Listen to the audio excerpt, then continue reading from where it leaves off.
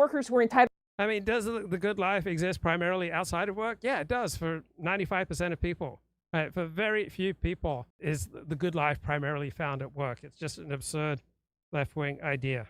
I mean, I made a living as a writer for over a decade. Yeah, that was the good life. It felt incredibly freeing and exciting, but not many people can make a living as a writer. People would be much more incentivized to put effort into developing a good social life if we had less crime and more freedom of association and fewer civil rights laws, right? And thinking about my friends who never hire from certain groups, they just don't want to deal with the litigation that comes if you have to fire a member of certain groups, right? If we restored the ability to discriminate, we took away civil rights laws, we returned the traditional understanding of the US Constitution, we returned freedom of association, allow employers to hire who they want to, right? You'd have more homogeneous workplaces, which would be far more pleasant, right? It's incredibly taxing to interact with people very different from you in a workplace compared to the sense of comfort when you all share the same hero system, when you're genetically related, when you have a similar national or tribal identity.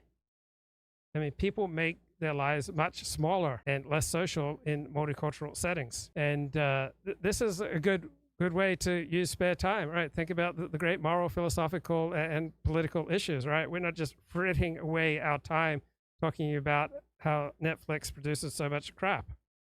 Right? Hundreds of years from now, people are going to look back on these live streams as representing a profound step forward in moral thinking.